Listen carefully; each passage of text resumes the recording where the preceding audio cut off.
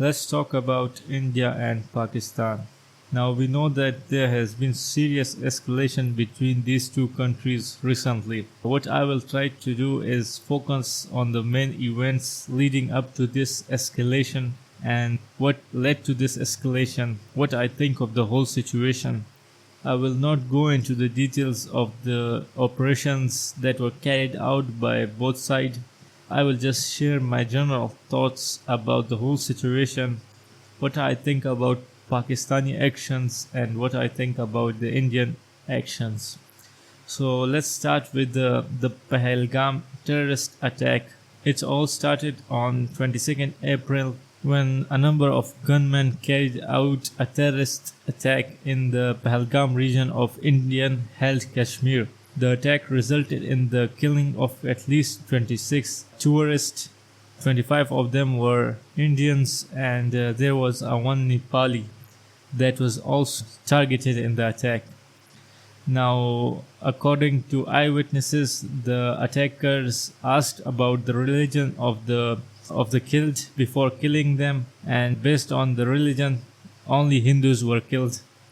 Now, the whole terrorist attack caused uproar in India, with the public demanding the blood of the attackers, and right after the attack, the Indian government pointed fingers towards Pakistan, with Pakistani side asking for any evidence relating the attack to Pakistan.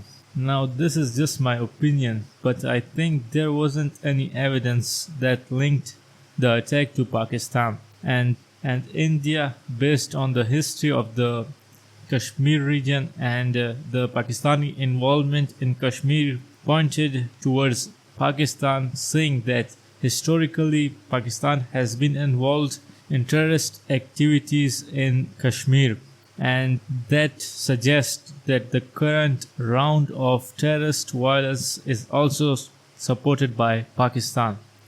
Now the two countries have long accused each other of financing terrorist activities in each other's region. For example, Pakistan has accused India of helping the Baloch terrorists that are operating in the Balochistan province of Pakistan. On the other hand, India has accused for a long time Pakistan of financing terrorist activities in India.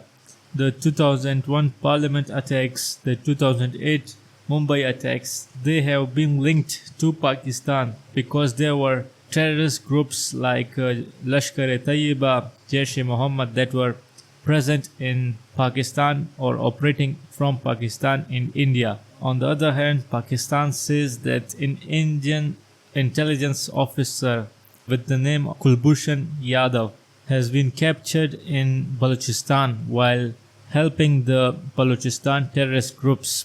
Now both countries have supported terrorist activities in the other's region.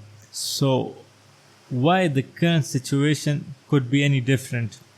Well, it could not be any different, but still pointing toward another nuclear power without any proof that can link that country to the terrorist activity is something that should be avoided at all costs, because these are two nuclear powers that we are talking about, and any miscalculation could result in catastrophic loss of life.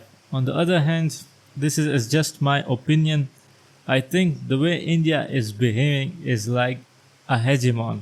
It is trying to dominate the South Asian region because it is the only major power in South Asia, and it wants to project power in South Asia.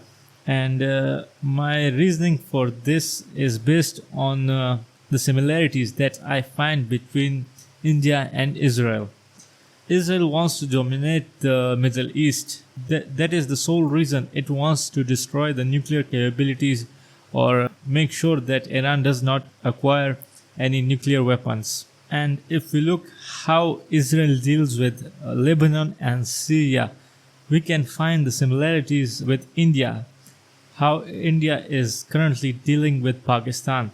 In Israel's case, Israel can anytime attack Syria or Lebanon without giving any reason for its attacks or military strikes or any other action. India wants to do the same. India wants to strike Pakistan whenever it likes without giving any reason or cause for its strikes or actions. It wants to create a new normal where it has the ability to target any region or any place in Pakistan and justify it as a security threat for India. But Pakistan is different from Syria and Lebanon. In Syria and Lebanon's case, they don't have a powerful military, they don't have the necessary military equipment, they don't have a nuclear weapon. In Pakistan's case, they have everything that I mentioned. So striking Pakistan will be like inviting a retaliatory strike from Pakistan. And Pakistan can manage a limited conflict with India and cause heavy damage to India and its economy. But I don't know how the Indian analysts are looking at Pakistan and how they see Pakistan, whether they see them for what they truly are or they are seeing Pakistan through a lens where Pakistan appears to them like a weak state. It is struggling economically, there's no doubt about it, but it is still a significant military power and it cannot be taken lightly. And any conflict between India and Pakistan will spell disaster for the entire region and should be avoided at all costs.